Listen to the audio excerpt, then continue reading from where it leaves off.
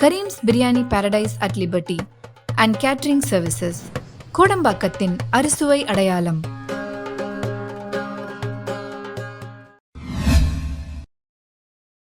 வணக்கம்.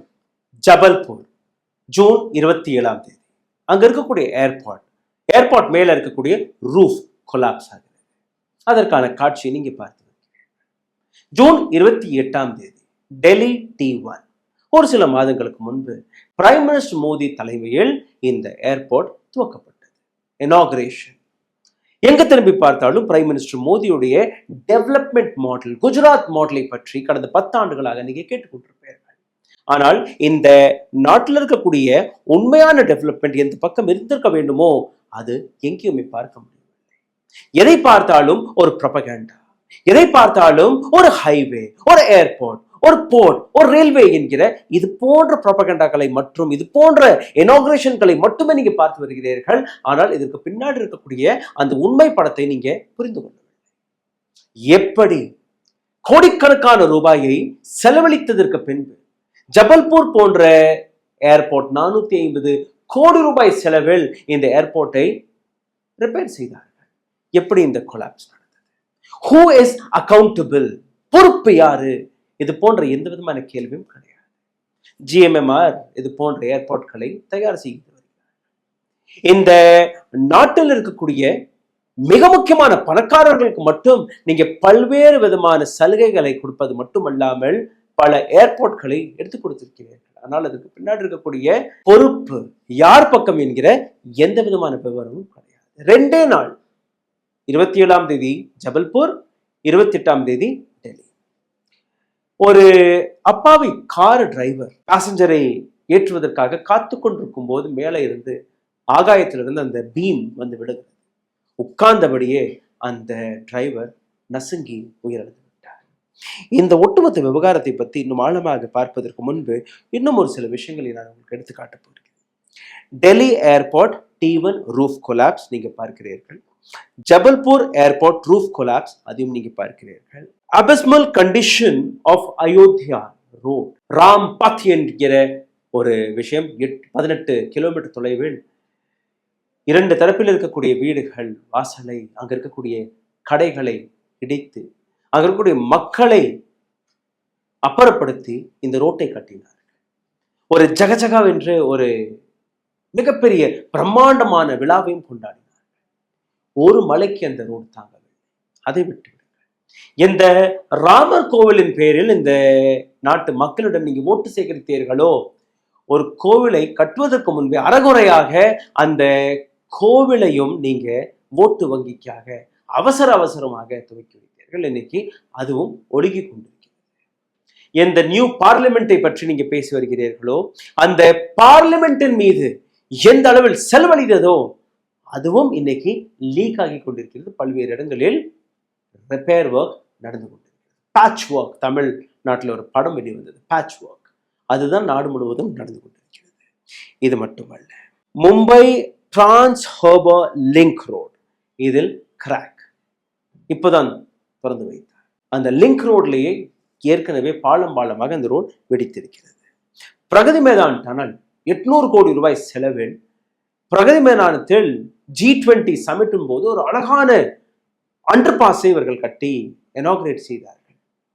2 வருடத்திற்குள்ள அந்த tunnel serious repair ஒர்க்குக்காக இன்னைக்கு பேசியிருக்கிறார்கள். மார்பி பிரிட்ஜ் கொலாப்ஸ் இன் குஜராத், அதுவும் ஒரு குஜராத்தி கார்ப்பரேட் ஃபேமிலியிடம் அந்த பொறுப்பை கொடுத்து 150க்கும் மேற்பட்ட நபர்கள் இறந்தது மட்டும்தான் மிச்சம். எந்த விதமான பொறுப்பும் எந்த விதமான கேள்வி கேட்பாடும் இல்லை. இது போன்ற எத்தனை விஷயங்கள். March 10 Modiji inaugurated Delhi airport March 10 and now we are sitting in June. It is collapsed. இது ஒரு பக்கம் இருக்க, இந்த நாட்டில் இருக்கக்கூடிய கல்வி 2014ஆம் ஆண்டு இந்த நாட்டு பிரைம் மினிஸ்டர் கொடுத்த அந்த உரையை நீங்க கேட்காது. 6% ஆஃப் ஆர் ஜிடிபியிலிருந்து 6% எஜுகேஷனுக்கு மட்டுமே நாங்க செலவழிக்க போவதாக பிரைம் மினிஸ்டர் மோடி கூறியிருந்தார். கடந்த 10 ஆண்டுகளில் இந்த நாட்டு எஜுகேஷன் சிஸ்டத்தின் மீது எவ்வளவு செலவாகிக்கிறது நீங்க பார்த்தீர்கள். வெறும் 0.44%, 1% கூட ஜிடிபியிலிருந்து எஜுகேஷனை பற்றி செலவழிக்கவில்லை. எங்க திரும்பி பார்த்தாலும் ரோட், பிரிட்ஜஸ், இந்த ரோட்டை, இந்த பிரிட்ஜை போடுவதற்காக எந்த அளவில் செலவழிக்கிறது, எந்த அளவில் இந்த நாட்டு மக்களுடைய வரிப்பணத்தை சூறையாடி கொண்டிருக்கிறீர்கள், அனைத்துமே பார்த்தீர்கள்னா உங்களுக்கு புரிய வரும் எந்த அளவில் இந்த நாட்டு அரசாங்கம் டெவலப்மெண்ட் என்கிற பேரில் மக்களை ஏமாற்றுவதை தாண்டி வேறு எதுவுமே பார்க்க. ரோட்டை போட்டால் அது தெரிய வரும், அதை வைத்து நீங்க ப்ரொபகண்டாவை பரப்பலாம், ஓட்டை சேகரிக்கலாம். ஒரு கோவிலை கட்டினால் அதே ஒரு ப்ரொபகண்டாவாகி மாற்றலாம், அதை வைத்து நீங்க ஓட்டை சேகரிக்கலாம். ஒரு ஹைவேவை போடும்போது அதையும் நீங்க ஒரு ப்ரொபகண்டாவாக காட்டலாம். பள்ளிக்கூடத்தை திறந்ததால, ஹாஸ்பிட்டல், மருத்துவமனையை திறந்ததால எதுவுமே உங்களால் செய்ய முடியாது.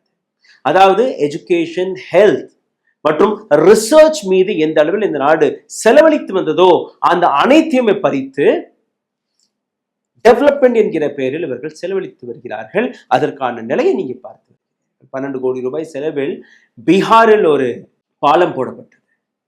ஒரு சில மாதங்களிலே அதுவும் போய்விட்டது. அதாவது இந்த நாட்டில் இருக்கக்கூடிய அரசாங்கம் எந்த அளவில் தன்னுடைய ரெஸ்பான்சிபிலிட்டியிலிருந்து தன்னை ஓரம் கட்டி விடுகிறது. எங்கெல்லாம் ப்ரொபகண்டா, எங்கெல்லாம் பிரச்சாரத்திற்கு அவர்களுக்கு வழி கிடைக்கிறது அதை மட்டும் அவர்கள் பார்க்கிறார்கள். இதை தாண்டி எதுவுமே கிடையாது.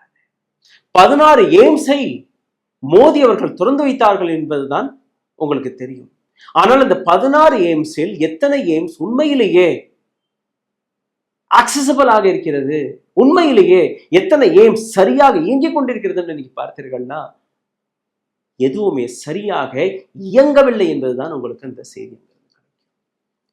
இதை தாண்டி டெவலப்மெண்ட் என்கிற பெயரில் எந்த அளவில் இந்த நாட்டை அழித்திருக்கிறார்கள் என்று நீங்க பார்க்க வேண்டும். ரயில்வேவை எடுத்துக்கொள்ளுங்கள். கவச் என்கிற ஒரு ப்ரோக்ராமை நாங்கள் கொண்டு வருகிறோம், இதற்கு மேலே எங்கேயுமே ஆக்சிடென்ட் நடக்காது என்று கூறினார்கள்.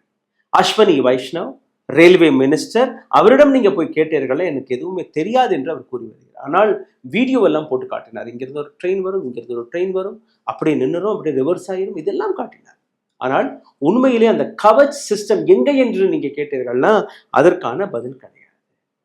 ஏதோ ஒரு ஸ்டேஷன் மாஸ்டர் போன்று கொடியெடுத்து சென்ற இந்த நாட்டு பிரைம் மினிஸ்டர் மோடி ஒவ்வொரு ஸ்டேஷனிலும் புதிய ரயில் வந்தே பாரத் என்று இனாகிரேட் செய்து வந்தார். வந்தே பாரத்தால் எத்தனை சாதாரண ட்ரெயின்ஸ்கள் குறைந்திருக்கிறதுன்னு உங்களுக்கு தெரியுமா? ஒரு சில வீடியோக்களை நான் உங்களுக்கு எடுத்து காட்டுகிறேன், நீங்க பார்ப்பீர்கள். மக்கள், ஏழை மக்கள் ரிசர்வேஷன் கிடைக்காமல் டாய்லெட்டில் தன்னுடைய உயிரை பணைய வைத்து தொங்கிக் கொண்டே எப்படி டிராவல் பண்றார்கள். அப்போ இந்த நாட்டில் வெறும் வந்தே பாரத் போன்ற ரயில் தான் ஓட வேண்டுமா? அதிலும் நீங்க பார்த்தீர்களா உணவு சரியாக கிடையாது. அதிலும் நீங்க பார்த்தீர்களா 120, 130 கிலோமீட்டர் பர் ஹவர்ல ஓடும் என்று கூறினார்கள். உண்மையில அது 60 to 70 கிலோமீட்டர்ஸ் பர் ஹவர் தான் ஓடிக்கொண்டிருக்கிறது. இவர்கள் கொண்டு வந்த பல்வேறு திட்டங்களில் மும்பை டு அகமதாபாத் அங்க போகக்கூடிய ஒரு புல்லட் ட்ரெயின்.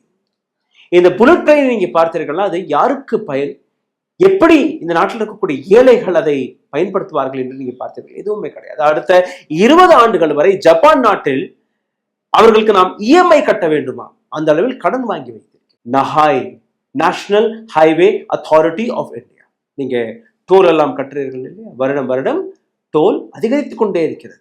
நஹாயோட வெப்சைட்டை நீங்க போய் பாருங்கள்.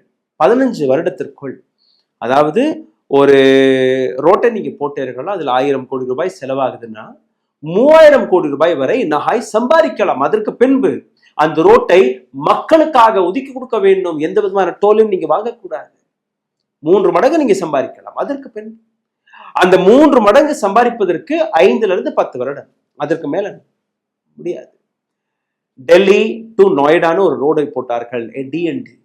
10 ஆண்டில் ஜப்பான் நாட்டிலிருந்து வந்து இன்வெஸ்ட் செய்து அந்த ரோட்டை போட்டு கொடுத்து சம்பாதிச்சு வெளியேறி போனார் ஜப்பான் கம்பெனி. ஆனால் இங்க இருக்கக்கூடிய கம்பெனிகள், இங்க இருக்கக்கூடிய நஹாய், அது ஒரு பக்கம் இருக்கு.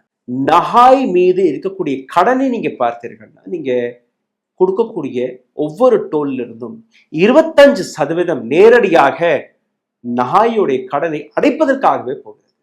அரசாங்கம் கொடுத்த ரிப்போர்ட்டை நீங்க பார்த்தீர்கள்னா 2050ஆம் ஆண்டு அதுவரை நஹாய் தன்னுடைய கடனை கட்டினால் மட்டும்தான் அந்த கடனை அடைக்கலாம். 2050ஆம் ஆண்டு வரை நாய் கடனாளியாக இருக்கும். இன்னைக்கு இதற்கு மேல நீங்க எந்த விதமான கடனையும் வாங்கக்கூடாது என்று பல்வேறு இடங்களிலிருந்து அவர்களுக்கு தகவல் போயிருக்கு. அப்போ இந்த நாட்டில் இருக்கக்கூடிய டெவலப்மெண்ட் மாடலை நீங்க பாருங்க. ஏர்போர்ட்டில் ஒரு உயிர் பிரிந்திருக்கிறது. இன்னைக்கு T1 ஏர்போர்ட் செயல்படவில்லை. T2 and T3 அனைத்து ஃபிளைட்ஸ்களையும் டைவர்ட் செய்திருக்கிறார்கள். ஆனால் 3 மாதங்களில் எப்படி ஒரு ஏர்போர்ட் இவ்வளோ பெரிய கொலாப்ஸ் நடக்கும் என்கிற எந்த விதமான கேள்வியும் கேட்கப்படவில்லை. இது ஒரு மிஸ்ஹாப் என்று கையை கழுவி வருகிறது இந்த நாட்டு அரசாங்கம். டெவலப்மெண்ட் மாடல் இதுதான். இதைத்தான் மோடி அவர்கள் டெவலப்மெண்ட் என்று கூறி வருகிறாரா? சிந்தித்து பாருங்கள். நன்றி, வணக்கம். ஊடகம் கார்ப்பரேட் அரசியல்வாதிகளின் கைப்பாவையாக அடிமைகளாக இருந்தது போதும். இனி சாட்டை எடுத்து சுழற்றும் நேரம் வந்துவிட்டது. ஊடகம் பொதுமக்களாகிய உங்களுக்காக உங்களாலேயே இயக்கப்பட வேண்டும். ஊடக சுதந்திரத்திற்காக உங்களின் பங்களிப்பை இன்றே அளித்திடுங்கள்.